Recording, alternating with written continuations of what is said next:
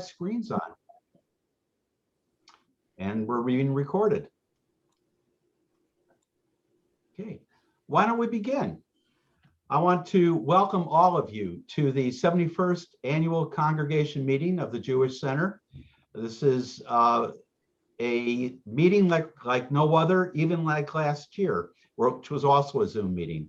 And that last year we were just going into the pandemic. And if you stick around to the end of the meeting, I have some good news about us coming out of the pandemic. This was a year we were forced to rethink and reimagine our role as both a religious institution and as a community. We had to focus on priorities this year to keep us together, to maintain connections while we're physically separated, reconciling Halakha with COVID-19, engaging and serving our diverse membership, and sustaining our present and building our future while in these uncertain times. I think as we go through the program tonight, you'll see that we have a number of accomplishments to look back on and be proud of all of ourselves for all the work that we've done and for all the achievements that we've had over the past 12 months. And a lot to look forward to as we go into our next fiscal year, beginning June 1st. Over the past year, we've invested quite a bit in our congregation, both financially as well as in terms of effort and work. And we've done a lot just in terms of building a community to help us come out of this pandemic even stronger than we've ever been before. So I'd like to again welcome you to the meeting, and let's take a look at what we'll be covering tonight. We'll start off with the Var Torah from Rabbi Schoenberg, and then we'll cover the minutes from our last congregation meeting. And then we have a special presentation, Kol HaKavod in the Time of COVID, Our Year in Our Own Words. This was a presentation put together under the guidance of Judy Fleitman and Dana, her daughter, who has edited it. And it is what we've done over the past year in the words of our members, of our vice presidents, and of our staff. We're going to be talking about and making a presentation of the Congregants of the Year Award this year, as well as a presentation of the Richard B. Fishbane Leadership Award. The nominating committee will be making a presentation tonight regarding who the officers are that'll be up for your vote. Dane Dickler will be talking about our 2021-2022 budget. We'll hear from our incoming president, Alexandra Bar-Cohen, and we'll also hear from Rabbi Andy Merrill, who has recorded a video that we're presenting tonight. And at the end, I will give you an update on our One Bema for All campaign, and as I said, a special announcement. So with that, I'd like to turn it over to Rabbi Schoenberg.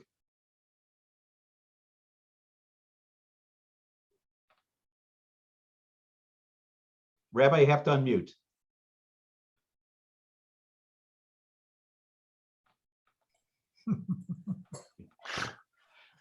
The words of the year. Thank you so much. Thank you. So I was trying to think, to review in my head the year. Was there a biblical verse that I could find that might sum up the Jewish Center and my view of the Jewish Center over the year? So there is a verse I would like to share with you. I think you all know the verse from Ashrei that says, Poteach et yadecha umasbir lochol chai ratzon. God opens up his hand and satisfies every living thing with favor. Now, you all know this verse because in the Ashrei prayer, which we recite every Shabbat morning, often recited by the bar mitzvah or the bar mitzvah with last week's bar mitzvah, the bar mitzvah with next week's bar mitzvah, the bat mitzvah with her brother. So you all know this verse. So you might think it's a childish verse, but actually it's just the opposite. It's one of the most serious of all of the verses in the Psalms and in our Shabbat liturgy. But I also think it summarizes our year. What does it say? Poteach et yadecha. So there are actually three gestures that are connected to this verse. So the first one is you often see people when they say this verse, open their hands. Poteach et yadecha. Open your hands. So the first thing it says is that we welcome God into our lives and we welcome God's presence into our lives. The second thing that happens with this verse is if you're wearing tefillin and you recite this verse, we're taught that as you say the verse, Poteach et yadecha, you kiss your yad, you kiss your hand, you kiss that part of the tefillin, which is the shel yad. Why is that? To teach us that this idea of beneficence and God's blessings and doing loving kindness is not an intellectual act, but it's something you have to do. It's something you have to carry out physically. You actually have to take an action. Poteach et yadecha umasbia l'chol chai ratzon. And then the last part, which is probably unfamiliar to most of you, there is a tradition that when you recite this verse, and we are talking about God's beneficence, we are to add silently to ourselves how we are going to carry out that beneficence ourselves. What action are we going to take? So it's not just about God, and it's not just an intellectual act. It's actually something that we are personally going to do. So for example, it says like, just as God clothes the naked, so we will give tzedakah to those that need help. Or just as God looks out after the elderly, so we will reach out to the elderly. What is our own personal commitment going to be? And as I thought about this year, and I thought about finding a verse, this is the verse that I connected to, because I could think of, and there are just so many things to be able to say about how the congregation reached out to congregants and how individual members reached out to other members, just a hello, a call, driving them someplace that they needed to do, all of the acts of loving kindness that took place during this difficult year. And I'm going to remember the Jewish Center as Poteach et yadecha, as Masbia l'chol chai ratzon, as a place where acts of loving kindness were not theoretical, but were practical, carried out by so many members.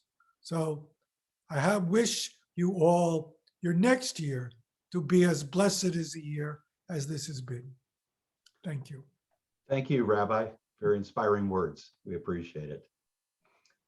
Okay, the next order of business is to vote on whether to accept the minutes from the last meeting or not.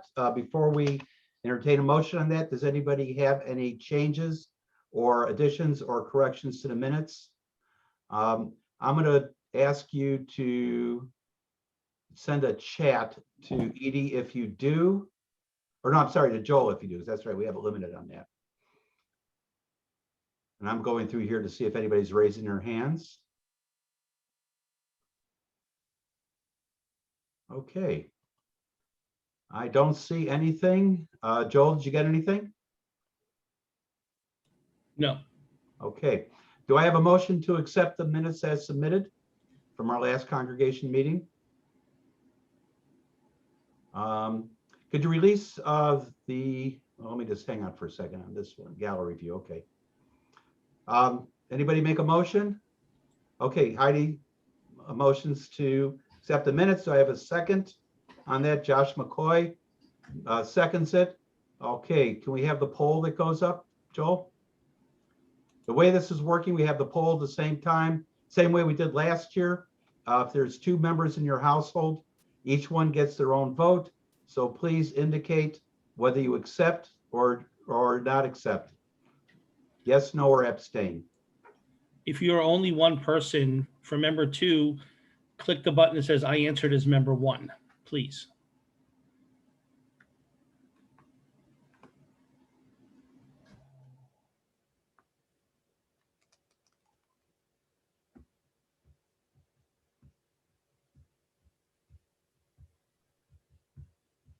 We'll give another couple of minutes.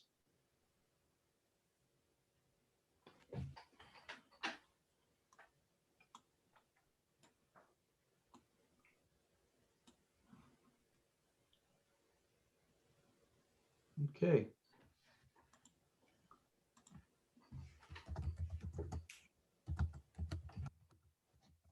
I don't see any no's. Another minute, then we'll close the voting.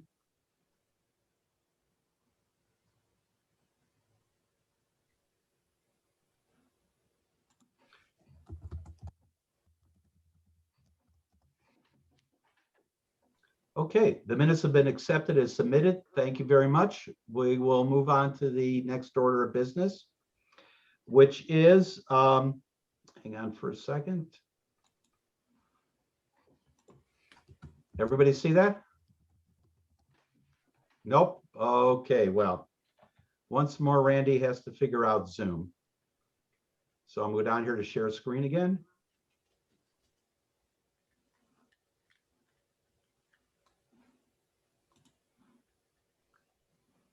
Okay.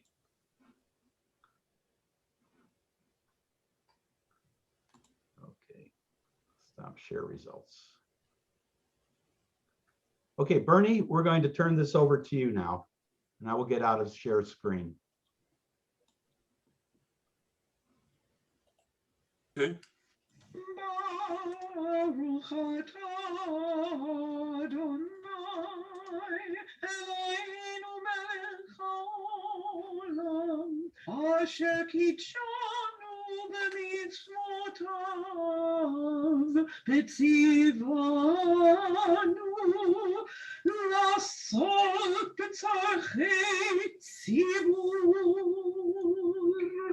Blessed are you, eternal one, our God, majesty of the universe, who has sanctified us with your mitzvot and commanded us to occupy ourselves with the needs of the community.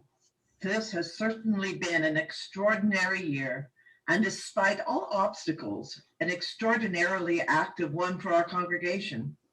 Today, we acknowledge our professional staff who rose to unprecedented challenges and highlight our lay leadership and other volunteers who lent their time and talents to the multitude of activities and programming which have kept our congregants engaged and inspired. Kol hakavod in the time of COVID. I've been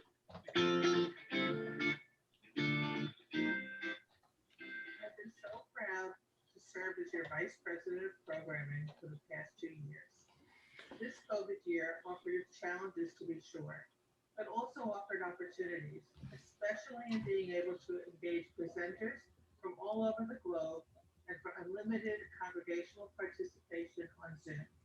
We were able to offer programming because of the generosity of many of our community members who share their talents, interests, and expertise, or other connections to others. Our committee members moderated these programs like pros. We're very proud we were able to offer a full year.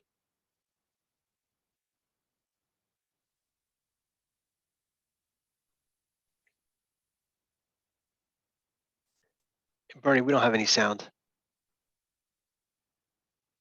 He shared with former member John Katz, who And despite all obstacles, an extraordinarily active one for our congregation. Today, we acknowledge our professional staff who rose to unprecedented challenges and highlight our lay leadership and other volunteers who lent their time and talents to the multitude of activities and programming which have kept our congregants engaged and inspired. Kol hakavod Bernie, in the time of pause your COVID. share screen, Bernie. I've been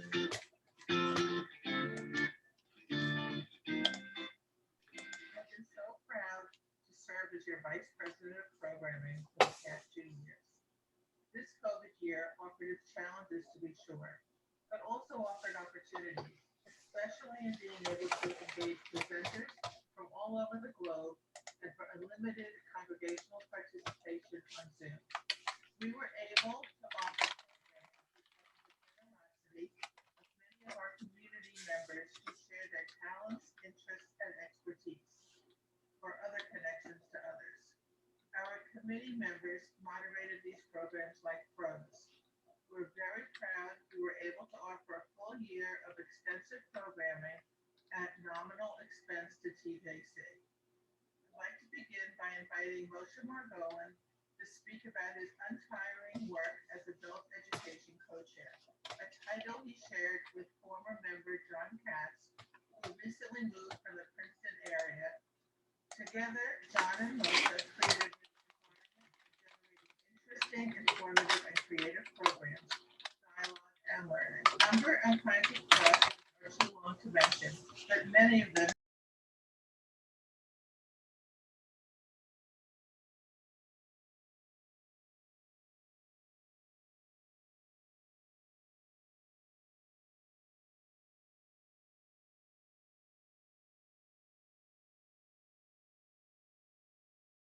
high-level adult learning programming would be pivotal to keeping our audience engaged.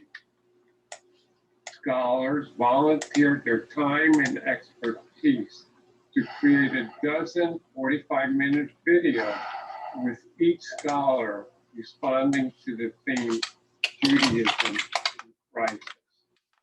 Scholars from the U.S. were joined by David Plato of the Hebrew University of Jerusalem.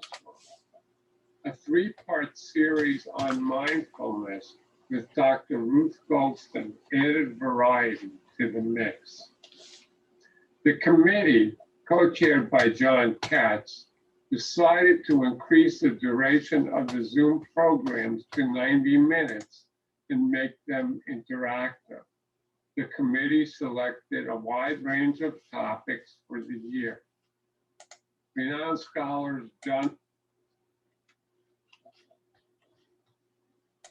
Okay, folks, we're having a little problems from that end. So I've got another copy of it here and I'm going to queue it up. Give me just a second, please. And then we'll be able to play it. Then I'll do a shared screen again. Baruch atah Adonai Eloheinu melech haolam. Okay, we're going to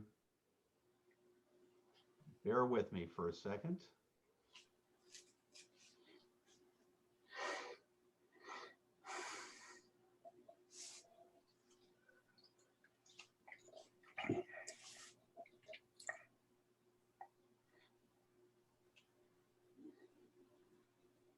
No longer cross the threshold of 435 Nassau Street.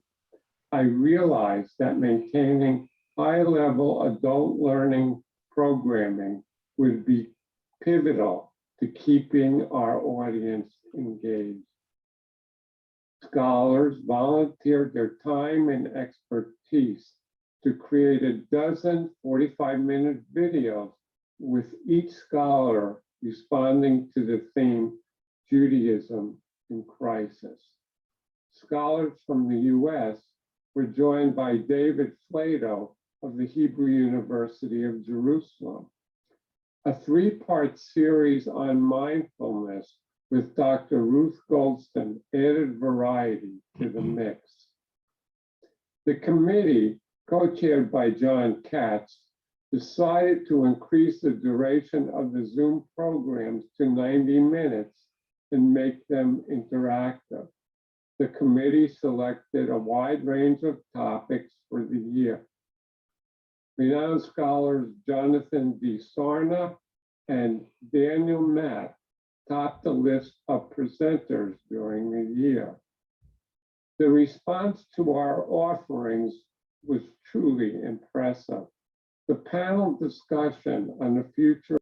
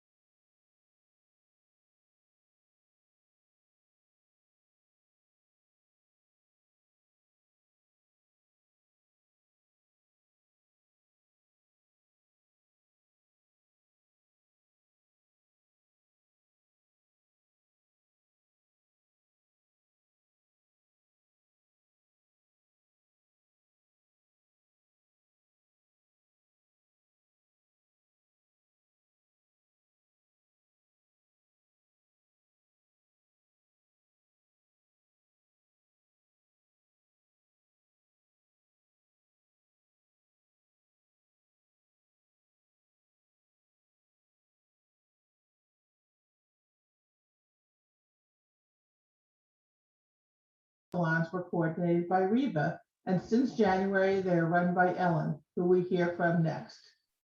After Heidi Joseph asked me to take over the coordination of the Great Mind Salon program, it took some thought before I responded. I've always been happy to be a worker bee, but not the queen, avoiding being in charge of anything. But I accepted for two How reasons. about now? I just I unmuted. just couldn't say no to my friend Heidi, and the requirements for the position seemed not too demanding of my time and pretty doable. I liked that it was being done virtually, and I felt my position as a teacher at the Jewish Center for the past 28 years was an advantage. Of the 6 presenters I have recruited, 4 are parents of present or former students.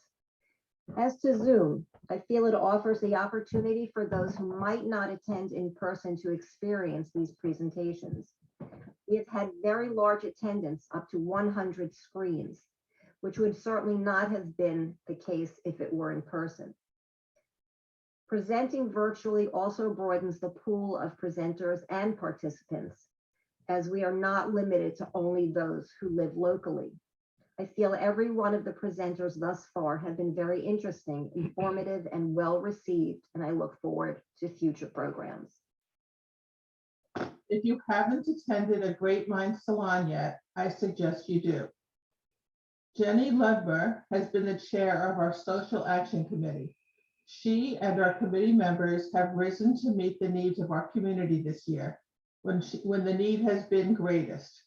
Committee members engaged with so many community organizations under TJC's auspices, including social justice initiatives through Not in Our Town, Jewish Family and Children's Services, refugee resettlement, environmental issues through Sustainable Princeton, blood drives, sending hunger packing in West Windsor, Sisterhood of Salam Shalom, TASK, gun regulation advocacy, affordable housing, and even more.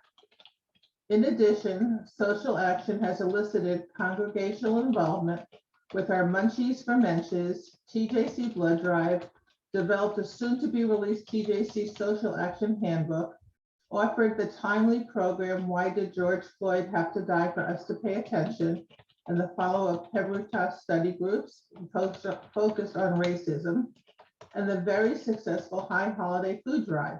Arlene Opetut, who chaired this year's food drive, shares her insight. Hello, everyone. My name is Arlene Opetut. Henry and I and her family have been members of the Jewish Center for many years. Over the years, I've served on the board, on assorted committees, and been involved in a number of projects. For the last 25 years or so, on and off, I've headed up the annual High Holiday Food Drive.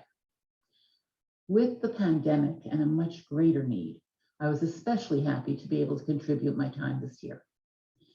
In years past, all the donations went to the crisis ministry, but this year we ended up splitting the food between the crisis ministry and Jewish Family and Children's Services. JFCS had reached out to us for help. In any normal year, they would give out about 50 bags of food per month. However, this year, the need has been so great that they've been giving out about 750 bags each month. Also, because of the pandemic, we had to change our entire model of food collection. And I do have to say, it was so successful that we may continue to run the food drive with some hybrid of this past year and the old tried and true. What was most heartening to me was the way in which our membership stepped up to give both food and gift cards and of their time to help out and volunteer. We ended up collecting twice as much food as we had in prior years, and for that, I'm very grateful to all of you. Stay safe, stay healthy, and I hope to see you all in person in synagogue in the very near future. Thank you to all the volunteers involved in social action for all you do to help TJC and the broader community. Being virtual has enabled the TJC Book Club to continue to thrive, although everyone is anxious to get together again soon. Special thanks to Donna Gabay and Louise Sandberg for leading this group and to all who participate. The TJC Arts and Culture Committee co-chairs are Lynn Ross and Helene Isaacs. They extended our world by offering a total of 37 original programs with exposure to woodworking, guitar making, needleworking, cooking, baking, photography, national parks, gardening, international views, and self-care. We saw and heard about the life experiences of authors living with autism, leaving the Hasidic world and the world of Jews in Uganda. We enjoyed the Saturday Night Live stories shared by Alan Zweibel and the personal stories shared by Myra Weiner. We also coordinated and held an incredible Tu B'Shvat Seder attended by more than 150 people. And kudos to Deborah Strauss, Siona Silverman, Suzanne Esterman, and Michelle Alperin. Many kudos to Denise Cheskis for coordinating the Purim Shalach Manot this year. We were able to hand deliver gift bag, including delicious hamantash to every TJC household. Thanks to Denise and all the volunteers that made these deliveries possible. Now let's hear from Harold Heft, whose diligence and thoughtful planning gave us insightful programming under the auspices of IDC, Israel Dialogue Initiative Committee. Our committee is charged with providing congregants with programming that examines in depth those aspects of Israel and Israeli society that are sometimes controversial or confounding to American Jews and are seldom broached in other TJC programming. We are committed to IDIC's mission to identify topics, establish programs, and select expert speakers that will meet those criteria while maintaining congregational comity. Our goal is to let congregants ponder and reflect for themselves on the information and ideas that are presented and provide them with the opportunity to engage the speakers and their fellow congregants in respectful dialogue. It's not the goal of IDIC to favor a particular point of view or bias. Our approach has been to offer presenters with unassailable expertise and authority who embed the issues at hand in facts and history and allow any controversy or concerns to emerge from the audience through their questions and comments. Over the past few months, IDIC has presented 4 lectures that have begun to reawaken TJC's dormant tradition of holding respectful conversations about potentially polarizing subjects concerning Israel. The first 2 lectures were presented this past winter and examined the history and practice of the secular and rabbinic courts, particularly in the realms of marriage, divorce, and personal status. 2 more spring lectures were being planned in this series, but the scheduling of another Israeli election offered a unique opportunity for the congregation to engage in Israeli politics constructively. So IDIC switched gears smoothly to offer 2 election-related programs instead. The first lecture, during the lead up to the election, reviewed the history of the Israeli election process and how it works today, with insights on current major players and parties. The second lecture, a month after the election, reviewed the complex contingencies at play in Middle East policy for Israel and the United States, the impact of the recent Israeli and US elections on those policies, and on the future relationship between the 2 countries. We believe we've confirmed that the overwhelming majority of our congregation wants to hear, consider, discuss, and debate complex and sometimes controversial subjects concerning Israel respectfully.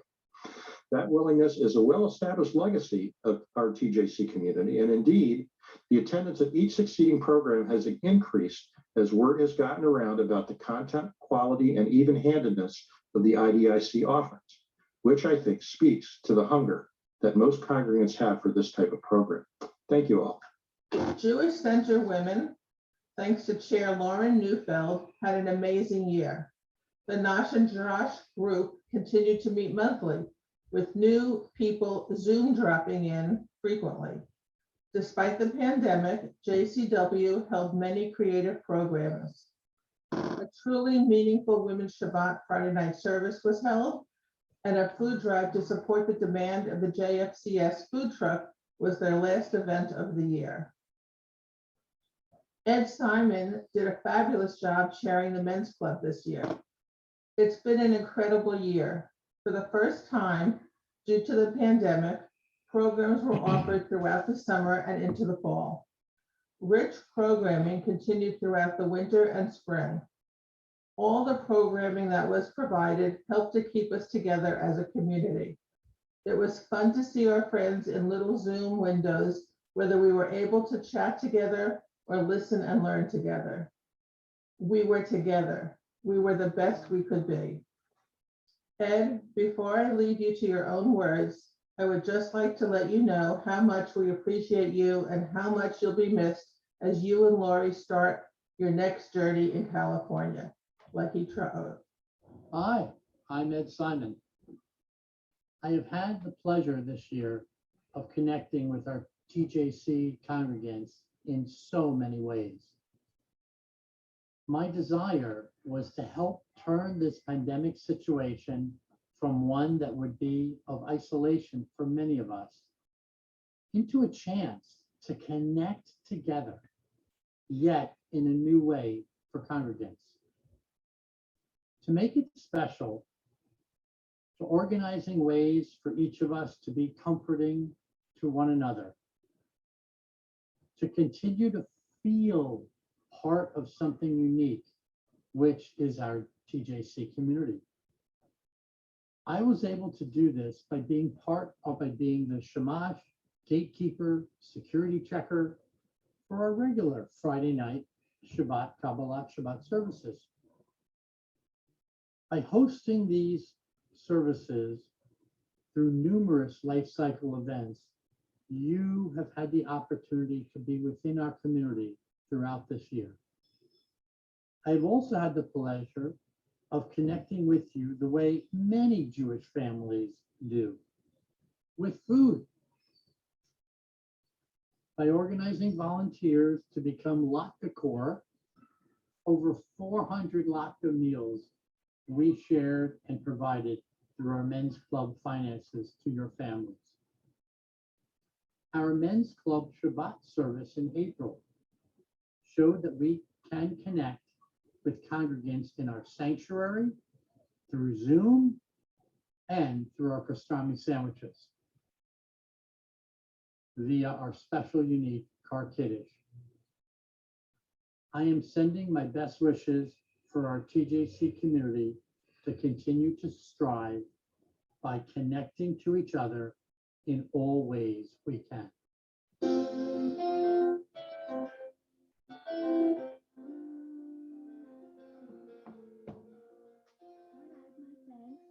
Ed for making every Friday night so special and for a wonderful men's club Shabbat that moved our congregation forward in a substantial way. In this year of never-ending transitions, our Jewish Center community pulled together in so many ways. I want to extend an enormous thank you to our entire Religious Affairs Committee for caring so deeply and for coming up with so many Shabbat innovations and solutions. I so admire this dedicated group. Nancy Lewis and Barbara Abramson, as Religious Affairs co-chairs, worked tirelessly. They are a model of true collaboration. Nominated for Best Zoom Ever is Nancy's unforgettable transatlantic Sukkah Hop. Our Yom HaShoah observance, which Nancy also moderated, featuring Evie Grossman sharing her family's story, was so deeply moving as so many congregants also shared their families' experiences. I want to wish Nancy the best of luck as the next VP of Religious Affairs. Nancy, I know you'll be great, and I'm happy to help in any way. Dana Molina and I served together as co-chairs, leading a participatory and thorough rabbi search process with an intrepid band of committee members and a truly stellar outcome. We made a great team. I'm so grateful to our hardworking search committee and to all the congregants who participated and engaged so constructively in that process. On a personal note, I'm so honored that I could be of service to the Jewish Center in this way, and especially in 2020, when it gave me so much meaning and purpose through the worst of COVID times. My terrific co-chair, Dana Molina, would like to say a few words. Hi, I'm Dana Molina, and I served as co-chair of the Rabbi Search Committee with Father Strauss. And it was truly an honor to be asked to serve in this leadership role for TJC, and an incredible opportunity. We had a super diverse and hardworking committee, and one of the things that I enjoyed the most was getting to know members from TJC that I hadn't known before and making new friends. The other thing that I really enjoyed were the listening sessions that we had with all of our congregants and all the history about our congregation that I learned, and also really hearing the shared hopes and dreams that we all have for TJC moving forward. We knew that Zoom being the only medium to interact with our candidates was going to be challenging. But we really planned a variety of different types of interaction over Zoom so that we could see the candidates in different settings. And we were just so joyful with the turnout that we had from the congregation for all of the events. And I actually think for some of the events that we had better turnout than we would have had if the event had been. One of the most beautiful things was the spirit of togetherness, even on Zoom, that we could all feel these events brought for our congregation. So I really look forward to welcoming Rabbi Merrill in July and also to volunteering in the years ahead for TJC. Thank you. Myra Weiner delivered Shiva meals on behalf of the Jewish Center so thoughtfully. And Jane LaGrange and Jerry Newman yet again recruited an outstanding roster of summer divrei Torah. These past high holidays, our services were created by the dynamic duo of Judy Fleitman, also a former VP of Religious Affairs, who headed the High Holiday Committee and produced the content, and Cheryl Mintz, who so expertly served as virtual director and line producer. Along with the committee, they ushered us into 5781 with reverence, meaning, beauty, and style, and the chance to go to High Holidays services in our PJs. Here's Cheryl. I'm Cheryl Mintz, and I've been a congregant since 2007. With the onset of the pandemic and the resulting suspension of production activities at theaters around the country, March 12, 2020 was the day in-person theater shut down for me. And my career of 37 years was abruptly stopped with no warning. I lost a sense of purpose and was concerned how I could contribute and be relevant in my field. What literally saved my emotional and mental health was volunteering for the Jewish Center this past July through October. Judy Fleitman brought me in to join the High Holiday Committee, and I quickly found my niche with virtual direction and line producing the 6 events that made up the High Holiday services. I applied all my theater making skills to the collaboration. Mirroring the artistic roles in the theater, the clergy were the talent, Judy, the content director, Randy and Joel were the producers, and the brilliant and knowledgeable committee were the playwrights and dramaturgs. My goal was to have the congregation see the Jewish Center like they have never seen it before, for the members to virtually enter the grounds and building, explore the creative, artistic, and religious highlights of the venue, and be reminded of the place that they loved. As a member, the Jewish Center totally entrusted me with this responsibility.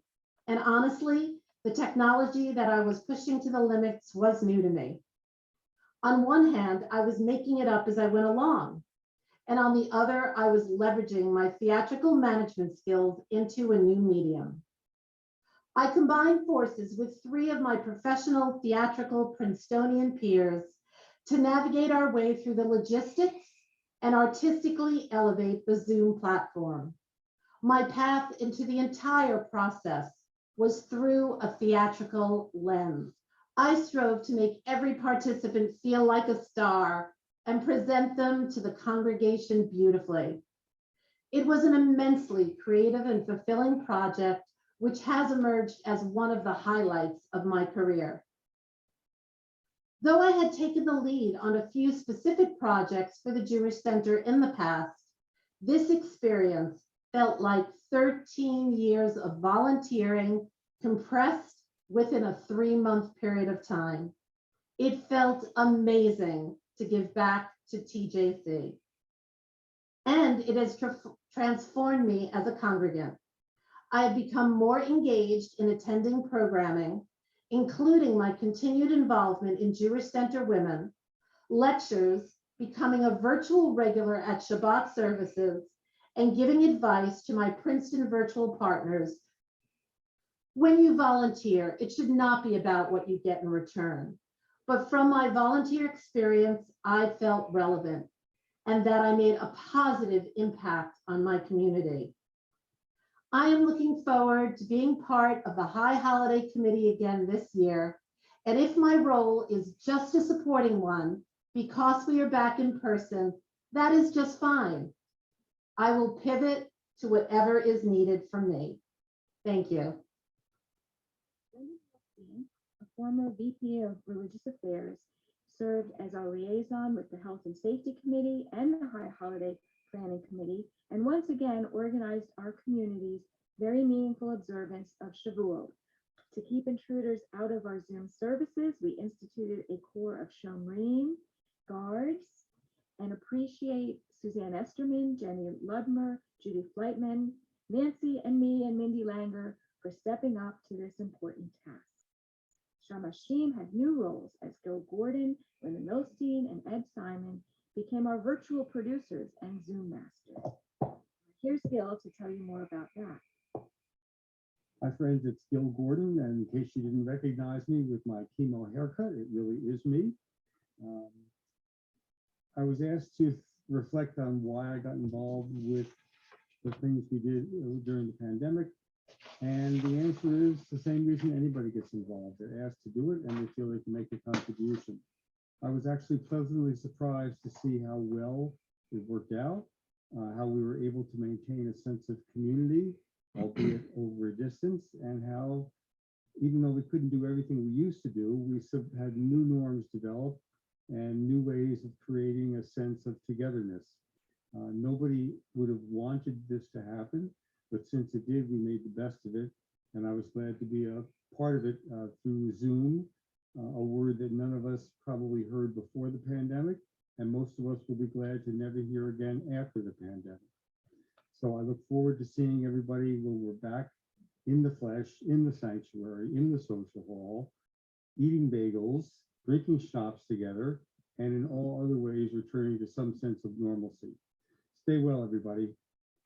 In conclusion, I want to extend heartfelt gratitude to our clergy, to Rabbi Schoenberg for all of his halachic wisdom and Rabbi Search guidance, and for always providing a constructive framework for considering each of our challenges as we encountered them. Here's one of the famous 3 buckets. Also to Cantor Warschauer for so reliably davening with warmth and enthusiasm, even despite the empty pews due to COVID. I love our Jewish Center community. May we go forward in good health with much joy from strength to strength.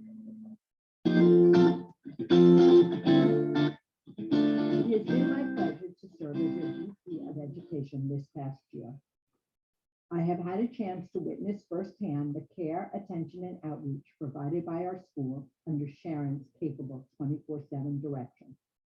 I wish to thank Gabrielle Caton-Hodges and Samantha Hirschberg, her school, youth, and family committee chairs, as well as their entire committee for their efforts this past year. And I wish Gabrielle success in her new role as VP of Education. We are really thrilled that you're going to be doing it. And to Samantha for continuing as co-chair and welcoming Sarah Schwartz in that role. The school effectively adjusted to the challenges of coronavirus, providing excellence in education while mitigating the health risks to students and faculty. One-on-one Hebrew lessons in virtual classrooms continue to engage and educate our students, thanks to a committed and caring teaching staff. We are happy and relieved that outside, socially distant, in-person classes began in April. Our team stayed connected through Salam, our high school program, with instruction and lively conversation with Rabbi Schoenberg and teachers Lily and Shia, and as very active Madrahim education assistants. Our Madrahim created and executed the Among Us in Real Life program to educate and entertain our kindergartner and 1st and 2nd grade students. We continued to virtually offer Shabbat Katan to our youngest congregants and their families monthly at the direction of Dower Walkman, and will hold one soon outside. Sharon read bedtime stories to our students and additionally set aside private time with any of our students or parents who wish to engage. We welcomed our youth advisor, Ethan Wegg, as we created a new initiative for our youth called Akla, which means awesome in Hebrew, which has begun to provide age-specific programming for everyone in grades 3 through 12. Akla Nisim, Hebrew for awesome sprouts, grades 3 to 5. Akla Malom, Hebrew for awesome peeps for our middle schoolers, and Akla Aish, slang for awesome cool for our high schoolers. In addition, this year's highlights included the 3rd grade Hebrew program and the 6th grade Yad program. Our 7th grade Hebrew graduation was held last week, and our graduating seniors look forward to their Sulam graduation. Congratulations to all for these meaningful milestones. I would be remiss not to share our gratitude to Cynthia Richmond, our school's administrative assistant, for her capable work this year. Cynthia also stepped up to assist Rabbi Schoenberg in administrative tasks. For that, we thank her. To our B'nai Mitzvah families, your simchas were not as you had planned, yet you found a path towards a meaningful and celebratory experience for your child, for your family, and for your fellow congregants. I predict that when your children grow up, 10, 20, 30 years from now, they will share stories of their B'nai Mitzvah in the year of COVID. I would also like this opportunity to thank Sharon, not only for her outstanding work at the school, but for her work as Director of Congregational Learning through her creative participation in Shir with Sharon and Schoenberg, Torah and Tea, Coffee and Conversation, and for fostering connection not only with parents, but with so many here in our greater TJC community. Now let's hear from Sharon. Over the past year, we've learned much about ourselves as learners and as educators. We've stretched ourselves in ways we didn't think was possible. We've gathered on Zoom, we've gathered in person. In the fall, students in the religious school participated in the planting of daffodils as part of the Daffodil Project. Like our daffodils, which grew underground in the winter and then bloomed in spring, our learners also bloomed. Our youngest learners spent the fall and the spring learning outside, and their winter was spent on Zoom. Our 7th graders created Talitot with a guest facilitator on Zoom, and our 6th graders gathered in person, each to create their own yad in advance of their B'nai Mitzvah. Over the course of the year, students explored Jewish values, Jewish journeys, and our sacred language. Shabbat school allowed our students to experience prayers and services in new and interactive ways. We learned Hebrew one-on-one, and our Hebrew reading became rooted as deeply as our daffodils. Sulam students gathered with educators across the country to explore Shabbat, activism, miracles, and gratitude. We look back on a difficult year, but we reflect on growth. The teachers learned as much from the students as the students did from the teachers. The teachers have stretched themselves in ways they didn't think were imaginable. We look forward to the upcoming year when we will partner with Rabbi Merrill and welcome her as our roots continue to grow deeper and our blossoms grow brighter.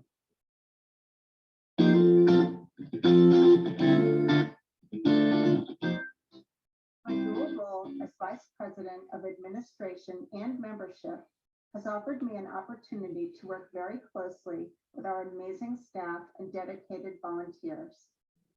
During this year of COVID, though our building was mostly closed, everyone did a great job of continuing to work hard and pivoting as new needs arose. Here are just a few highlights. We created a safety committee to address our protocols during the pandemic. We launched our One Bema for All initiative that is about to become a reality. We created a new position of Communications and Social Media Manager, which we successfully filled with the hire of Emily Kafas. We launched SchulCloud, a new database platform and membership portal with the tremendous help of Judy Fleitman's technical expertise. And our membership committee continued to keep us all engaged, both virtually and occasionally in person, with events like the parking lot shofar blowing last fall. Let's talk about membership. Andrea Hoberman Martinez and Brett Jacknow did a great job as membership co-chairs during the first part of this year, and staff member Daryl Rothman supported our membership efforts in the latter part of the year. The membership committee conducted 3 rounds of telephone calls to every single TJC member, with over 25 volunteers making the phone calls. This effort was highly valued by both the callers and the recipients as a way to stay connected. We fielded a steady stream of inquiries from prospective new members, in some cases matching them with membership committee members based on their demographic group and interests. And we welcomed all of the people who joined TJC in the past year by sending them a special Passover gift and message. We're currently developing a We Want You Back campaign to launch this summer as an outreach to former TJC members who still live in the area. And we relaunched Chavarat Chesed, which means compassionate community, with new co-chairs Martha Friedman and Leah Neufeld.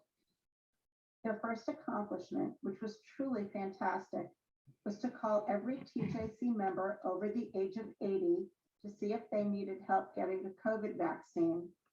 And with a great assist by Lisa Rogal, they secured COVID vaccine appointments for all of our members who needed help. Joel Berger, our executive director, has made the administrative side of my job a pleasure. Joel is an experienced, consummate professional whose diligence, insight, and affability have kept TJC running smoothly over this past year. On behalf of the entire board and all of our other volunteers, thank you, Joel, for being such a great partner.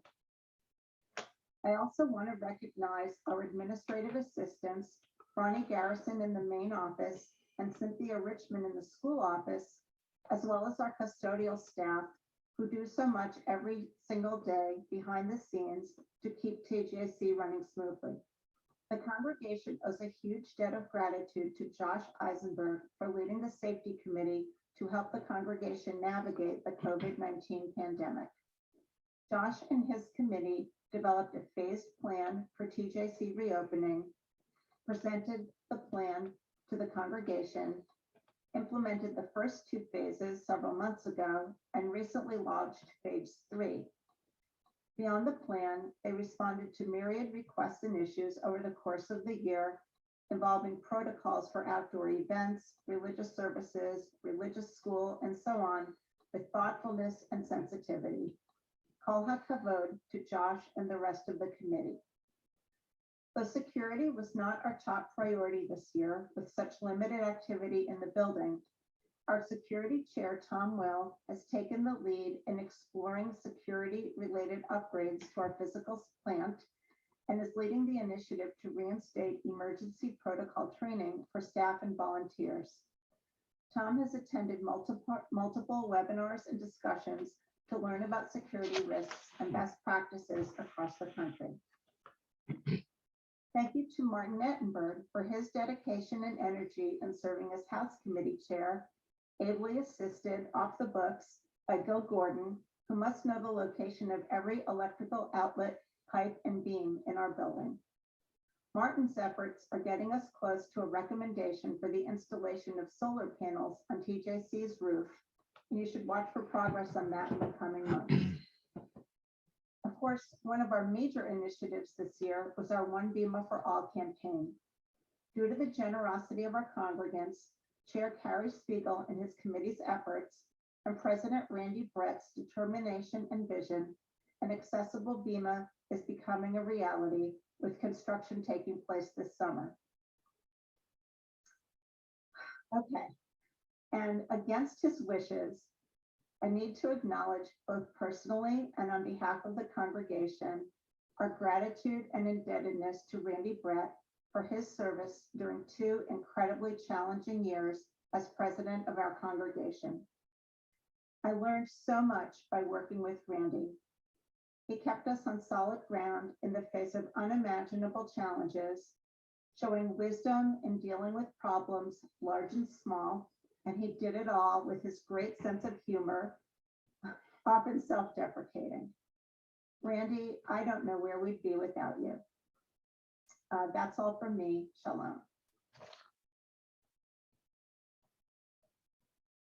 Lord, prepare me to be a sanctuary, pure and holy, tried and true. With thanksgiving, I'll be a living sanctuary for you. Well, thank you all. Let me put this back on here. Judy, thank you so much for putting that together. It was an opportunity for us to review the year and all the things that everybody has been accomplishing. So I want to thank you again, but I want to thank everybody who spoke on this, everybody who led their aspects of our Jewish Center year. I want to thank our staff. I want to thank our clergy, of course, and I want to thank you, our congregation, for sticking with us and contributing to the strength of community that we all have. So at this point, by the way, I think that I have also proven one of the truisms of the Zoom era, that there is no privacy in the age of Zoom. I understand that a couple of typing emails that I was typing out, as well as some coughing that I was doing, and a little discussion with my wife, you were all privy to. So thank you very much for your patience and nobody sending me a nasty chat on that one. Okay, let's get here. And wait a minute, let's get back to shared screen. And then we can move ahead. Where is that?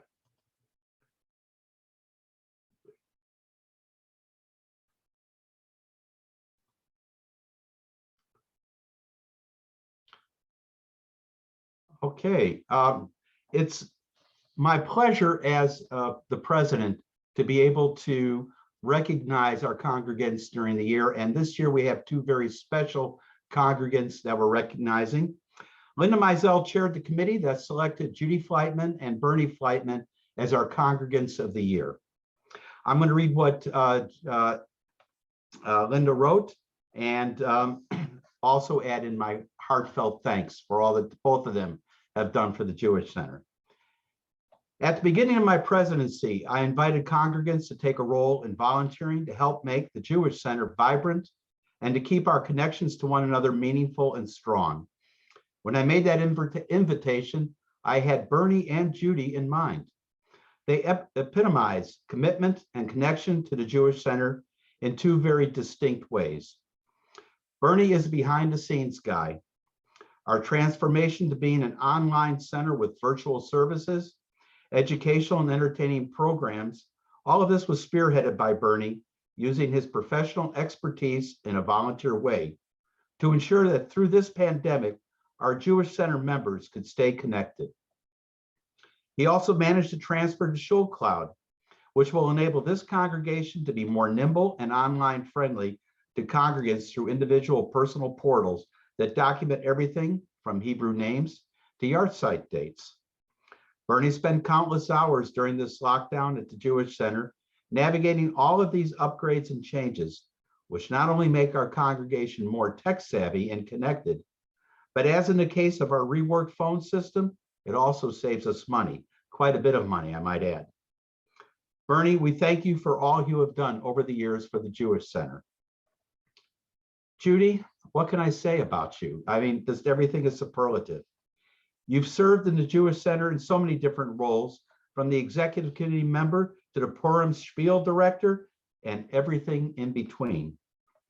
You displayed incredible enthusiasm and dedication to ensuring that the Jewish Center is a warm and welcoming place where we can all be together for prayer, for learning, and for fun, even in this electronic age, even when the electronics don't work quite as well as we intended them to work. Judy has spent countless hours leading the committee so congregants could experience the most creative virtual high holidays involving lots of our members, including thought-provoking readings and bridging the experience from being in Shoal to being virtual. What defines Judy Fleitman as the Congregant of the Year is her unwavering commitment to the Jewish Center so its members and our community can thrive. Judy, on behalf of the congregation, we thank you for all you have done, whether it's a rock and roll Purim, reading Torah, or organizing everyone and everything around you. The Jewish Center is fortunate to have you as part of our community, and we're fortunate to have you two as our couple and our congregants of this year. Judy and Bernie, again, congratulations. And now it's my pleasure to talk about Gil Gordon, who is the recipient of the Richard B. Fishbane Leadership Award this year. Leaders achieve effective and essential change. They set direction and inspire people to follow them. The Richard B. Fishbane Leadership Award was established in 2015 to honor the memory and contributions of Richard Fishbane, a longtime Jewish Center member and a past president, by recognizing a member of our congregation whose accomplishments are of significant value to the local Jewish community. As Richard did, Gil Gordon, this year's recipient of the Richard B. Fishbane Award, has influenced people to achieve goals by creating an environment that is motivating, inspiring, energizing, and uniting. As most of you know, Gil was the past president of the Jewish Center. For more times than I can remember, Gil has been an officer, and at one time he actually served as our executive administrator. He has exemplified leadership from the volunteer side of the Jewish Center. But it's not just the Jewish Center where Gil shows leadership. He has also been active in JFCS, in charge of the Secure at Home program. He's made contributions to many other organizations that, frankly, that's too numerous to mention. But the one thing that Gil is always known for, as Naomi Richmond Newman said, he's the fixer. He's the go-to person for everything having to do with the Jewish Center. If Gil doesn't know it, it probably never happened. Gil, you're an inspiring leader for the entire Jewish community, and it's my pleasure to recognize you as the 2021 recipient of the Richard B. Fishbane Leadership Award. So now we move on to the nominating committee, and I'm going to turn the microphone over to Bob Schwartz, who is chair of the nominating committee. Bob, you'll need to unmute yourself. Thank you, Randy, and welcome everybody to tonight's meeting. The nominating committee this year consisted of Nicole Safin, Ed Simon, Helene Isaacs, Debbie Orell, Lori Feldstein, and Renan Buston. I just want to thank each of them for their commitment to the Jewish Center, and for their individual and collective effort in coming up with what we believe is a great slate of candidates. People who have a wealth of experience, who understand the value of teamwork, who have the ability to listen, and who think out of the box, and who, with Alexandra Barr Cohen, our next president, will help to guide the Jewish Center into its next chapter. And as they say at the Oscars, and the nominees are Linda Grenis for Vice President of Programming. Linda and her husband Michael have been members of TJC for 30 years. And Linda has served in a variety of positions, including being president of TJC in 2005-2007, president of JCW, recording secretary, vice president of education, vice president of administration, and most recently, she served on the Rabbi Search Committee. For vice president of religious affairs, Nancy Lewis. Nancy and her husband Neil have been members of TJC for 37 years. Nancy has had a long and storied career at TJC. She served as the administrative director from 1999 to 2007. She's also held several board and committee and staff positions. In addition, for years, she has served as the B'nai Mitzvah tutor for both seventh and for seventh graders and adults, and she's indicated that that will always be her favorite position at TJC. And most recently, she served on the Rabbi Search Committee.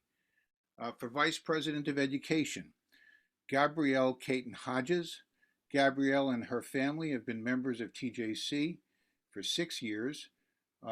She is in her second year as the co-chair of the school use committee and also served on the Rabbi Search Committee.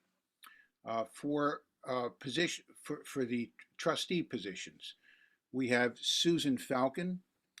Susan and her family have been members of TJC since 2000. Susan has previously served on the board as co-chair of the school committee.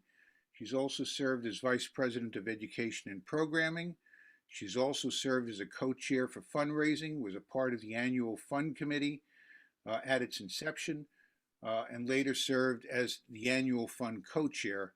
And she's also chaired several committees at TJC. Lou Gantwork, also for a trustee position. Lou and his wife have been members of TJC since 1972. Lou has previously been on the board as the chair of the Adult Education Committee and as the co-chair of the Social Action Committee. And the officers who are entering their second year on the Executive Committee include David Greenberg as trustee. David and his family have been members of TJC for 29 years. He has served on the Jewish Center Board and Executive Committee as president. He's a past president.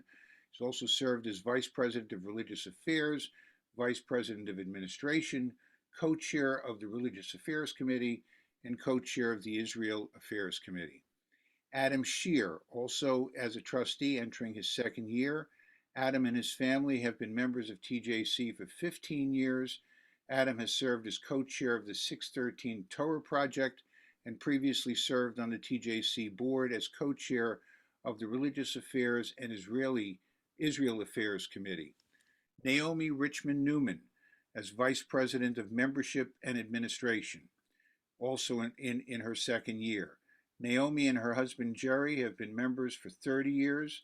Naomi has previously served on the TJC board and executive committee in multiple capacities, including her current role as VP of Administration, and she also served as a trustee in 2016 to 2018. Dane Dickler, Vice President of Finance. Dane and his family have been members of TJC for 7 years. He currently serves as the co-chair of the Finance Committee as well. And Randy, I just want to indicate, I want to echo what Naomi said a few minutes ago. I want to thank you as my friend and as a fellow board member for the last 2 years. You've been an outstanding president, and I don't think we could have gotten through the last 2 years without you. So Randy, thank you for all that you've done. Thank you, Bob. Thank you. But it'll be very nice to be past president. Okay. So do I have a motion to accept the slate of officers as recommended by the nominating committee? Okay, Polly makes a motion. Do I have a second? Yeah. Okay, Suzanne has seconded. Now we'll put up the poll. Joel? Got to have a, there we go. Okay. Again, if there's 2 members in the House, both of you get your own vote. If there's only 1 member, this indicate you answered as 1 member.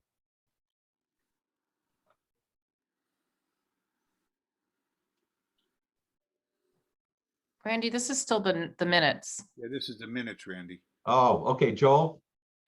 Wait a minute. Okay, let's get down. Here we go. We're working on it. We're working on it. Here we go. Got it. You see it now? Who did it? I just did it. It still says minutes. Here we go. Here we go. Now it should technology. It should say poll 2, approval of slate of officers now. Yeah. Is it up on the screen? It's on the screen, but it's closed. Let's relaunch it. Okay, it should be up now. Yes.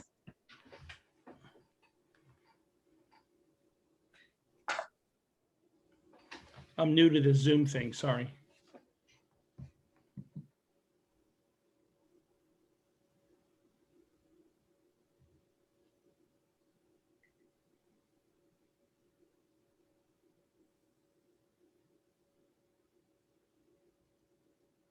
Okay. It seems to have stopped. Is everybody done voting? No?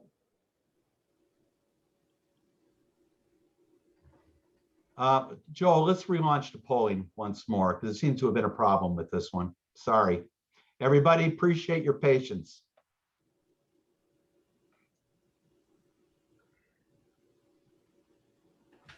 I'm not doing anything, Randy. It's like stopping itself, I guess. You know, it's the cicadas. It's the fault of the cicadas, I'm sure. I appreciate you having my back on that. Yeah. It seems to get to a certain point and then, oh, it's still going. Okay.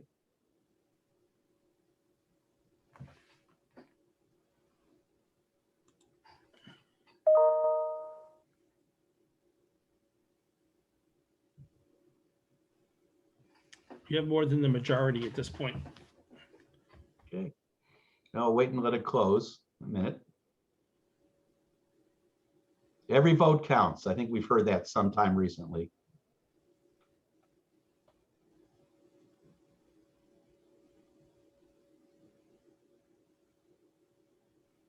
Okay, just looking at the numbers that have voted here, I think we actually have got about everybody. Another 30 seconds, then we'll close this. Again, thank you all for your patience as we try to work through some of the technical glitches tonight.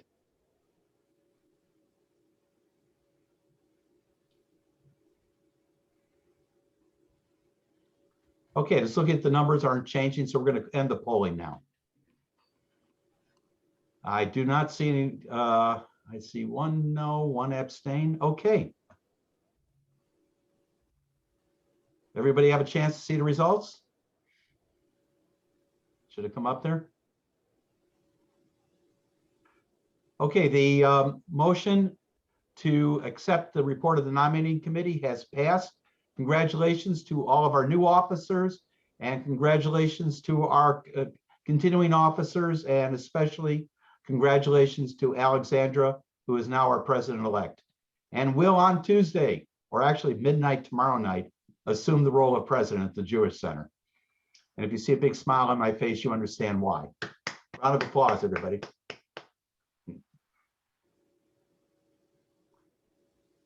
Okay. Just going to go back to this then. Get to the shared screen part. There we go.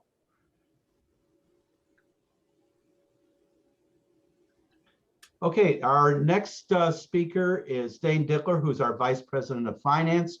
We'll be talking about our financial results in the concluding fiscal year and our budget for next year. Dane, you're on. Great, thanks, Randy. Hello, everybody. And Randy, you'll be able to flip through the slides for me because I don't think I have the ability to flip. Yeah. Okay, good. All right, good. So before we get to the budget for this year, which everyone should have received in the mail and had a chance to take a look at, I just wanted to give a recap for our financial performance for this year. So this is what you see on the screen here is our income and expenses for the 12 months ended May 31st, 2021, which ends tomorrow. That's the end of our fiscal year. And the reason why it's projected, obviously, we haven't closed our books yet for the month of May. So these are the numbers through the end of April, and then we projected what our May numbers were going to look like for this month. And we added that together and put it into this beautiful presentation that we're all now looking at. What I tried to do is break it into some of the major categories that we typically look at. Top line, obviously, is membership dues. That's the biggest driver and income item for us year over year, obviously. That number is down slightly. Well, I shouldn't say slightly. It's down pretty significantly from last year and also from what we budgeted for this year. As a result of the pandemic, obviously, many of our members froze their membership this year. We're not in a financial position to pay the membership dues and maybe ask for remission. So that the final number for this year, we're expecting it to be about $100,000 less than what it would have been had this been a typical year without the pandemic, with the shul being opened and the religious school being in person. So, that was a little bit of a disappointment this year, but I think it was expected. And certainly our hope is that for next year, with the installation of Rabbi Mero, that we'll be able to attract those members back into the synagogue and have them as full paying members for this upcoming fiscal year. And that's what we're budgeting for next year. So that's our membership dues for the year. Annual fund total revenue came in at about $230,000 for the year. Again, it was slightly less than what we had budgeted for. So our budget for the year was $250,000. So it was about $20,000 less than what we had budgeted. Again, we thought it was a pretty successful year for the annual fund. We also have to keep in mind that we did have the Bema accessibility project that we fundraised for at the end of the year. And our feeling was many of the members who may have given a contribution to the annual fund towards year end may have contributed to that fund in lieu of contributing to the annual fund. So I think overall fundraising was very strong this year, especially when you factor in the Bema accessibility fund. Religious school enrollment was down this year significantly. So last year we had about 195 students enrolled in the religious school. This year we had about 134 students. So 61 students froze their membership. Most of them are the younger students. Obviously the B'nai Mitzvah students continued with their religious education for obvious reasons. And some of the younger students who were working remotely at the beginning and then back in school part-time, their parents in some cases chose to freeze their membership and take a year break. So again, our hope is that those kids will re-enroll for this upcoming year and that number will continue to go back up. But again, we want to just make sure that we keep a very close eye on that, because as we continue to try to attract young families, it's important not only for membership dues and family dues, but also for the religious school and also continuity of the continuation of the membership. The other items here were pretty much in line with what we'd expected. Fundraising was slightly down. That's in addition to the annual fund. So any fundraising that we do, we typically have one event per year. It generates in most years about $30,000 to $40,000 of additional fundraising revenue. We didn't have any events this year because the shul was closed. So that number came in less than we had budgeted. But again, with some of those fundraising events, there are expenses as well. So by not having the additional income, we also saved on the expense side as well. So not terribly concerning from a fundraising perspective. All the other items here are in line with what we had expected for the year for the most part. Last item on the list, I think, is one that I just wanted to highlight, other income. You can see that's the second largest number in this list other than our membership dues. So that's $317,000. And that's made up of a couple things. The largest item is going to be the income that we received from the University League when they terminated their lease for the year. So that was about $222,000 of that 317. And then also included in there is the appreciation on our endowment fund with the Jewish Community Foundation. We have a small account at the Community Foundation of about $100,000 that appreciated about 30% this year. So that $30,000 is included here as other income. And then there was also the life insurance proceeds that we received on the passing of Rabbi Feldman of blessed memory, about $52,000. So that's also included here. The reason why I want to highlight the other income items and some of those non-recurring items for next year is if you look on the right-hand side, in the lower right-hand side, our net income for the year was about $140,000. That was almost all as a result of those extra items. So if we didn't receive the additional income from the University League, certainly we wouldn't have income for the year. We would have ended up in a deficit position. We would have ended up spending more money than we generated in income. So just want to make sure that everyone's aware of that. Certainly it was a good year, but only because of some of those extra items that we will not be expecting for next year.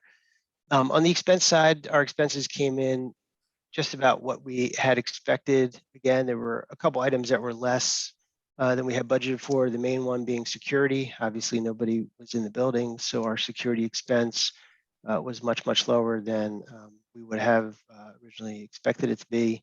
We had the high holidays in the synagogue, and just certainly security for the children being in the religious school. So that was a savings for us for this year, and also our capital expenditures were much less than we had budgeted for. They were very low, under $1,000 for the year. So no major repair items to the building, no real maintenance, I guess, with people not being in the building. There was a lot of wear and tear on the facility, and therefore those expenses were down quite a bit.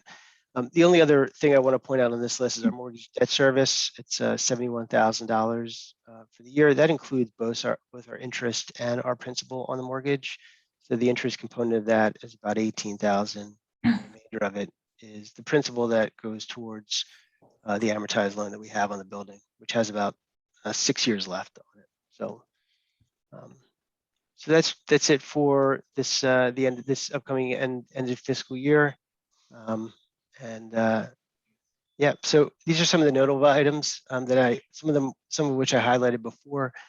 The annual Fund 230, that was a real success for us this year.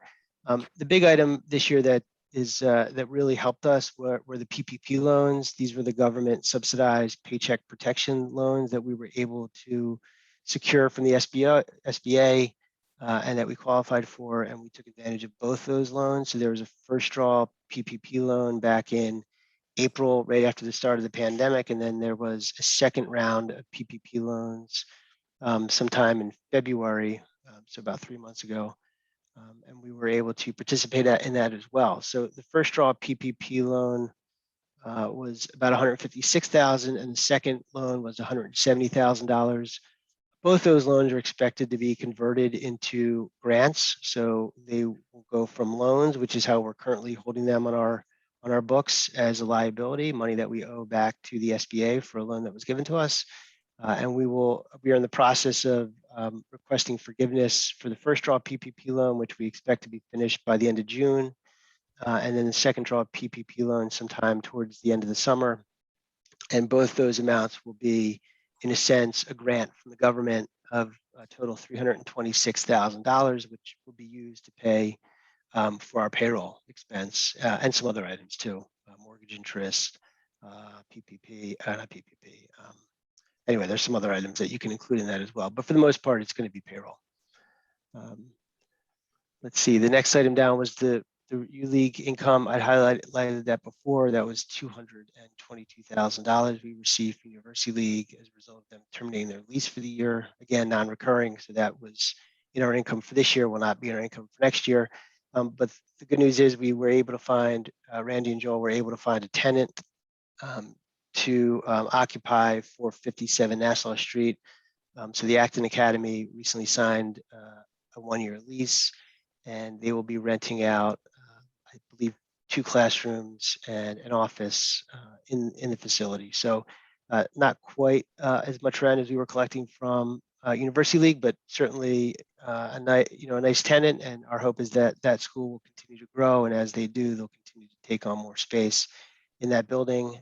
And the other thing I should highlight is there's really no incremental cost to that. They're going to be paying all their maintenance and cleaning expense. So it's just money that'll end up in our bottom line. So again, very thankful for that for this year, and very happy to have a tenant back in that space. Capital expenditures were under, as I said, under $1,000 for the year. No wear and tear on the building. Fiscally, we were pretty conservative, and we were able to save quite a bit of money just on operating expenses for this year. $148,000 was the total. Most of that was security and capital expenditures, but there were some other items as well where Joel and his team really tightened their belts and were pretty frugal, I should say. The next item down was religious school expenses. I just wanted to highlight that because we look at the religious school. It's it's certainly it's expensive for the synagogue. It's one of our one of the core things that we try to do is educate the youth and young Jewish learners.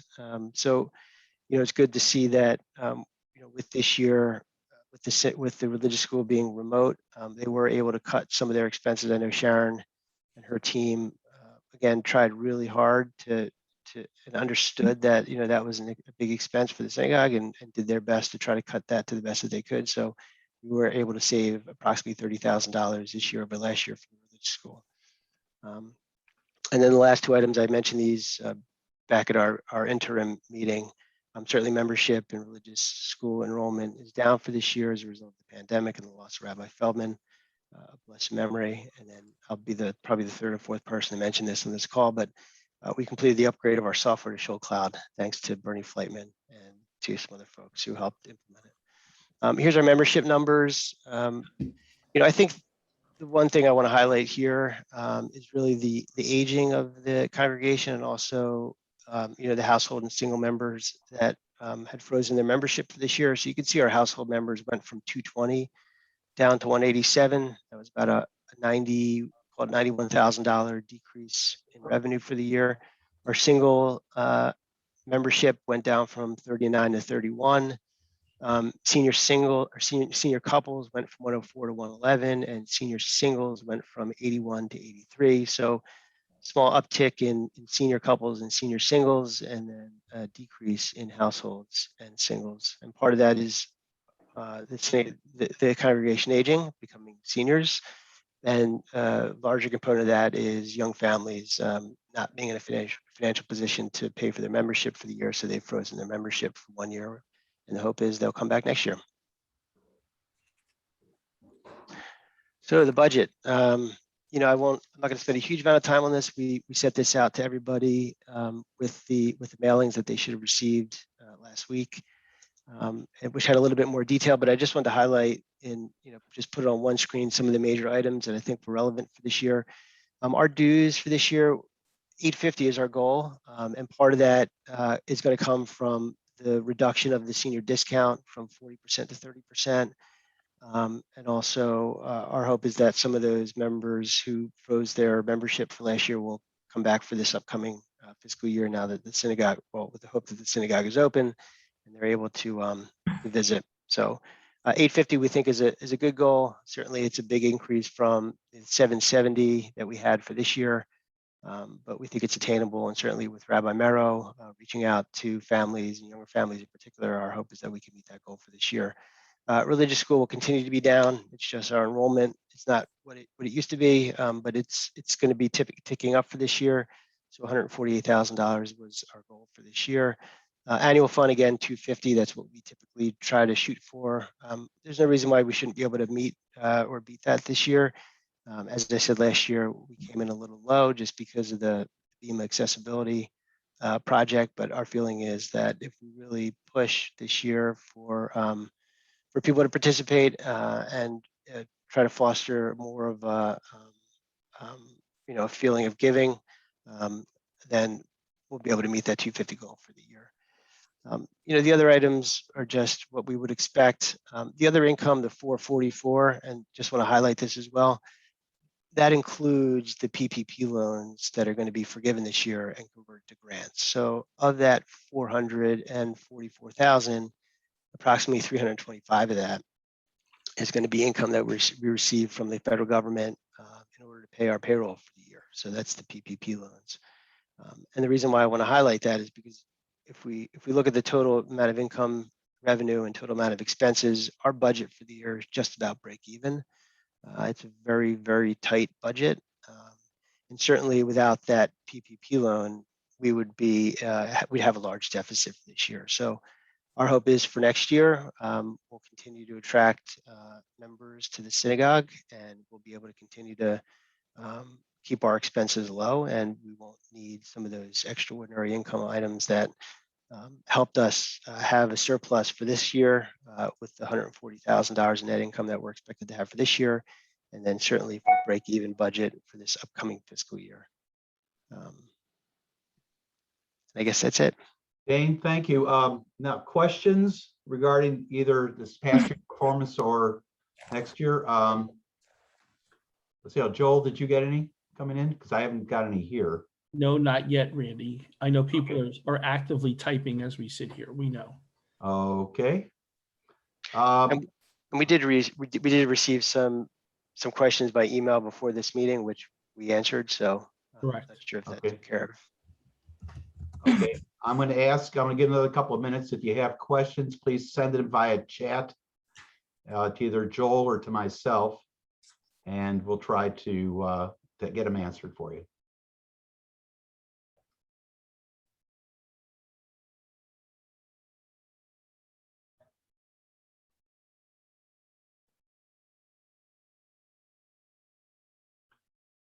By the way, I want to thank everybody for hanging in. We do have a long meeting this year, but I think it's a good opportunity to give a full report on what's going on at your Jewish Center.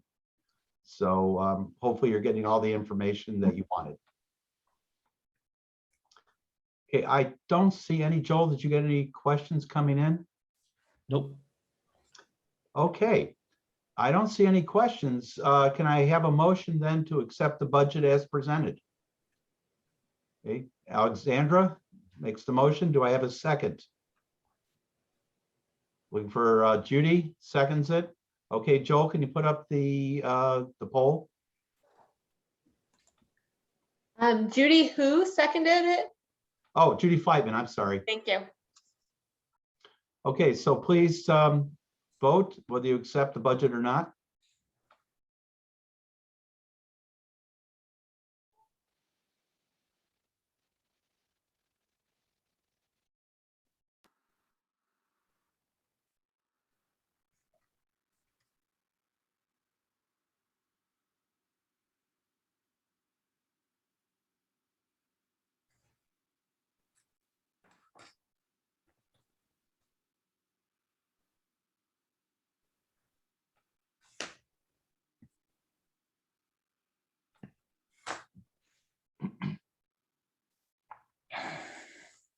Okay.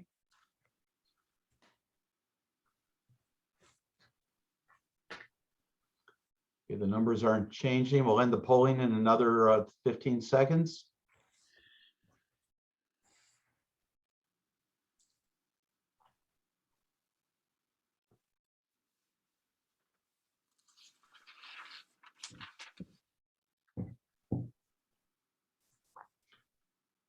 Okay, we'll end the polling. Joel, can you show the results? Okay, the budget has passed. Dane, thank you very much. And thank you to the Finance Committee of all of those folks who put in so many hours to crunch the numbers and get us to the point where we're at. Okay, Edie, did you get that? The numbers on that? Okay, great. And now it's my pleasure to turn it over to our incoming president-elect, Alexandra Bar-Cohen. Thank you, Randy. Erev Tov. Good evening, everyone. It has been a long meeting on Memorial Day weekend, so my first presidential act is to make you all happy and keep this short. I have done my best to reach out to as many congregants as possible during my year of being president-elect, but some of you have not yet met me. So a quick intro is in order. I'm Alexandra Bar-Cohen, proud TJC member since the year 2000, along with my husband Barak, our 3 children, Gavriel, Geffen, and Luna Sophia, all of whom are children of the Jewish Center, from their baby namings to their bar and bat mitzvah, with preschool and religious school in between. I was an educator in the religious school and with moving traditions for many years, and you might be familiar with my sustainability work here at the Jewish Center, including the low-waste compostable forks, which I was told broke too easily at Kiddush luncheons. I came to Princeton by way of Hanover, New Hampshire, Tel Aviv, Washington, D.C., upstate New York, Boston, and Berlin. And since we've been here, we've also lived for several years in London and in Prague. You might call me a wandering Jew, and you would be right. I do have an inordinate amount of Wanderlust, but it is important to know that wherever I go, I always come back home to Princeton and to the Jewish Center. I am truly honored to be stepping into the role of president at this very exciting time. Much gratitude is due to my predecessor, Randy Brett, for skillfully keeping our congregational ship afloat in the perilous waters of the loss of our spiritual leader and the isolation of the pandemic. Toda Rabba also to Rabbi Schoenberg for skillfully and soulfully shepherding our spiritual needs during this difficult time. Thanks to them, as well as so many others, we are emerging from this chrysalis period of COVID stronger and more resilient. Yet as we emerge, it is apparent we have much to do. National trends accelerated by the pandemic are affecting why and if Jews remain members or even joined synagogues like ours. Many, even here, have pressed pause on their membership. COVID has shown us that we can Zoom anywhere in the world for our Jewish content, be it educational, cultural, or spiritual. So the question looms large: how do we begin the ingathering of our virtual exiles? In the next several months, we will be doubling down on the one thing you cannot get Zooming into these other places, and that is local, in-person connection. We are ideally positioned right now to enrich our beloved TJC traditions while learning from what other congregations like Ikar, Romamu, Chabad, and Park Avenue Synagogue are doing to thrive. As we return to our TJC campus, we will be thinking about what it means to be a member of this community, not just for new members we are hoping to attract, but also for our existing TJC family.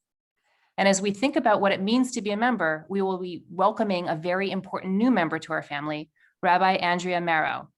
You may have noticed the logo that Gil Berger is using on his email correspondences. The sun will come out to Marrow, and that it will. It is our sacred duty to help set her up for success here at the Jewish Center and in Princeton.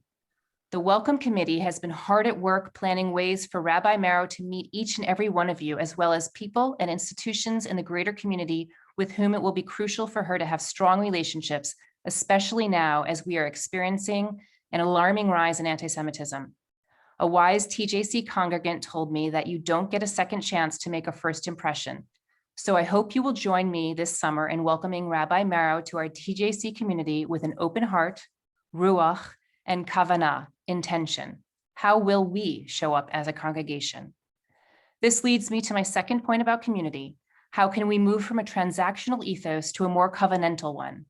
In other words, instead of what do I get for my dues, let's envision what can we do together as part of this community. To take liberty with a well-known phrase, we ask not what the TJC community can do for us, but what we can do as part of the TJC community. You may have noticed we've begun to work on this already by creating ways for us to come together outside of the usual silos and cohorts, like with the Facebook group Kehilat Community Connection and with affinity groups like TJC Hikes. Be on the lookout for ways that you can get involved as we are working to provide a more robust offering of time-flexible, outside-the-box volunteer opportunities that can only work, I might add, if you sign up. And for my last point about community, I encourage you to make an effort to join us as your comfort level allows in person on the TJC campus. One thing the pandemic has taught us is that outdoor spaces are critical for people to satisfy the very human need for connection in a safe, socially distant way. I don't know about you, but once a week throughout this frigid winter, I put on long underwear, a down vest, and a ski jacket just so that I could sit outside and eat at one of the area restaurants that had heat lamps. Hachutza is the Hebrew word for outdoors. In the coming months, you will be hearing a lot about my plan for Hachutza, by which I mean outside of the box, outside of the building ways for our community to come together joyfully and safely at TJC to create the community we wish to be going forward. Please reach out to me to talk community or anything else. I'd love to hear your thoughts and ideas, and I look forward to meeting you soon on campus in person. My email is simple. It's president@thejewishcenter.org. The past several weeks of attacks on Jews and on Israel's right to exist have made it clear we need our local Jewish community more than ever before. Though it is a dreary, rainy Memorial Day weekend, please join me in renewing your commitment to our community and to the belief that the sun will truly come out tomorrow. Thank you, Alexandra. And speaking of tomorrow, I'd like to ask Rabbi Marrow to say a few words. Shalom, TJC. It is a joy and an honor to be with you here remotely and soon in July in person. First, I want to say Yasher Koach to Randy on being a president of excellence during incredibly trying times, and to also wish Alexandra Yasher Koach on her getting up and ready and started to become president. I so look forward to joining you all in July and for us to continue the journey of the Jewish Center together. As a Jewish people, we are reading the book of Bamidbar right now, which speaks about the journeys of our people. In that book, we understand that it is not only about the destination, but about the time we spend together and the community that we create together. And I am so looking forward to joining the vibrant, dynamic, warm, and wonderful community that is TJC. I look forward to seeing each of you in July, August, and for all the years ahead.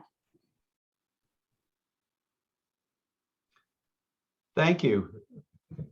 And now we come up to the, believe it or not, actually closing of the program. I want to give a brief recap of where we're at with the One Bema for All campaign. The construction drawings have been prepared and they've been submitted to Princeton for review, and we're expecting to get word on our permits hopefully any day. The carpet, fabric, and finishes were selected by our aesthetics committee, and I thank them very much for that. The architect is preparing new renderings with accurate colors and a final design, and we will be posting that on the Jewish Center website as soon as that is done. Hopefully that will be fairly soon.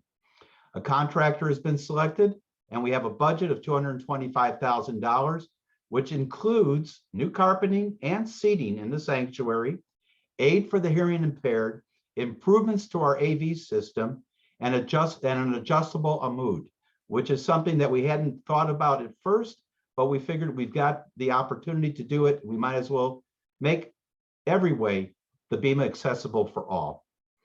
Thanks to the generosity of 325 congregants, vendors, and others, we raised $280,800 for this effort.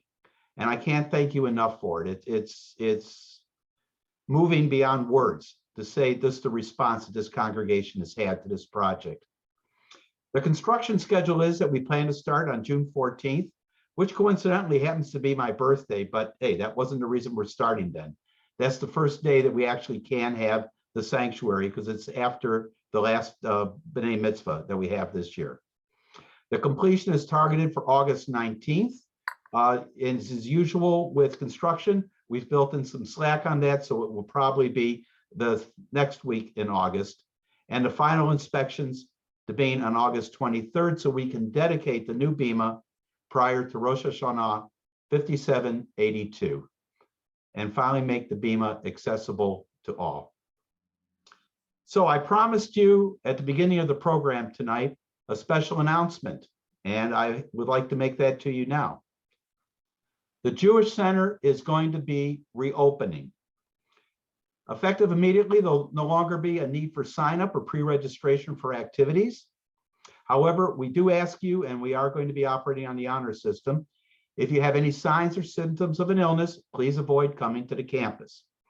Everyone should bring a mask with them to the Jewish Center, but outdoor activities will no longer require a mask for vaccinated people. Singing will be allowed for everyone outdoors, and eating will be allowed for vaccinated people. Unvaccinated or children under the age of 12, please continue to wear your mask. Again, because there is no vaccine that's available for children under the age of 12 yet. Indoor activities. Masks will be required for all common areas for everyone, but if you're attending a meeting and everyone in the meeting is vaccinated, masks may be removed for that. Singing in the sanctuary, it will be allowed, but everyone who is going to sing does need still to wear a mask. Vaccinated individuals, though, do not need to remain socially distant in the sanctuary. Unvaccinated individuals and children under 12 do need to wear a mask at all times while indoors. And we ask that children stay with, particularly if they're under 12, that they stay with their families there. Unvaccinated individuals may not sing in the sanctuary, and there will be an area that's reserved for those who wish to remain socially distant for whatever reason, whether or not they're vaccinated, whether or not they have concerns. we will be eliminating the capacity requirements effective on June 14th. Again, because we'll be in the social hall at that point, and the air circulation is a lot better there. And obviously, the safety committee will be evaluating things as they go along. So I want to thank the safety committee for a lot of hard work. They have been meeting via email this whole week, and these changes hopefully will start to bring people back into the Jewish Center and allow us to get back to the way we used to be. There will be a lot more information coming out to you shortly, but I wanted to announce this tonight so that everybody who's attending this knows the sun really is coming out tomorrow.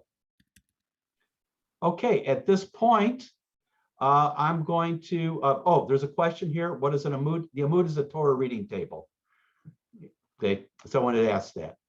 Okay, I'm going to ask for questions if anybody has it. Joel, if you can take us off a spotlight and put us so I can see questions coming up. If you have a question, there's a place down at the bottom where it says reactions at the lower right. Just raise your hand, so that'll bring you up to the top part of my screen.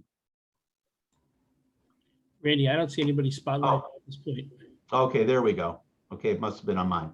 Anybody have any questions? Feel free to raise your hand. Now's the time to ask them. Okay, Ruth Schulman, I see you first. Can you unmute yourself?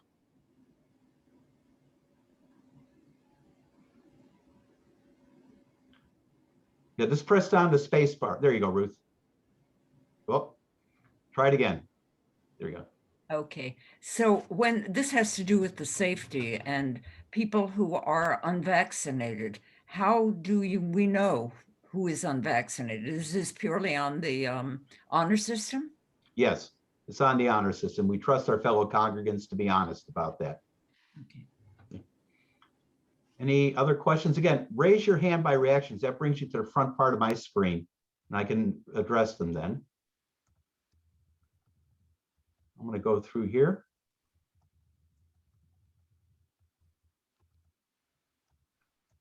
Okay, I'm not seeing anybody come up. Oh, Elaine? So this is on the heels of Ruth's question. What's the rationale for not finding out whether or not congregants are vaccinated? Because I know for employers are asking for it. There are other institutions that are asking for proof of vaccination. So I'm just curious what the rationale is. It's a matter of respect and giving respect to the people in our congregation to be honest about this. And it's also a matter of logistics too. How do we check that? How do we find out? There's no such thing, for example, as a vaccine passport. And a lot of people forget to carry their vaccination cards with them. So it's a practical matter as well as one of respect for fellow congregants. Okay, thank you. Sure. Any other questions? Okay, no one else has come up here. I'm going to scroll through once more. Oh, Sandy? Sandy Rabinowitz, you've got to unmute. Right. There you go. Thank you. Okay. If we opt not to go into the synagogue, will you still be Zooming services? Yes, we will be Zooming services at least through the summer. Unfortunately, we won't be able to live stream during the summer because we'll be using the social hall as while the sanctuary is under construction, and we don't have live stream capability in that yet. That's going to be one of the AV improvements that we're going to be making during the summer. Okay. Any other questions? I'm scrolling through again.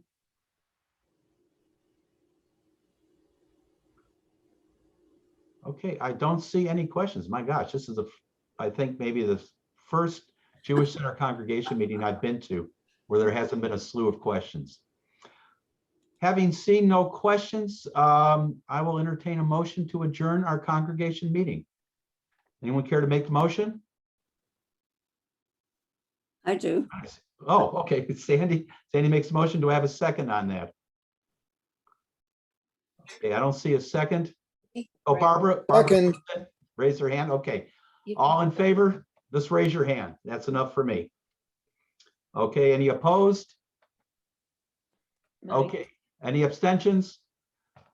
As my last official act as president of the Jewish Center, I hereby adjourn our congregation meeting. Thank you all very much.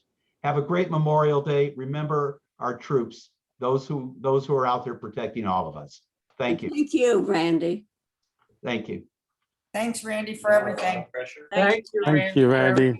Thank you, Randy. Randy, you. phenomenal job. Bravo, Randy. Thank Bravo, you. is correct. Great job. Thank you, Randy. Thank you. Randy. Thanks, Or do I Randy. get my husband back now? Yes. One more day. One more day. Good night tomorrow. Yes, if you want him, you can have him. 2.5 more hours. Almost there. Thanks, Randy. Thank you all. Thank you. Debbie, you can't give them back though once you get them back. I know, but he's already got other things to keep himself busy with.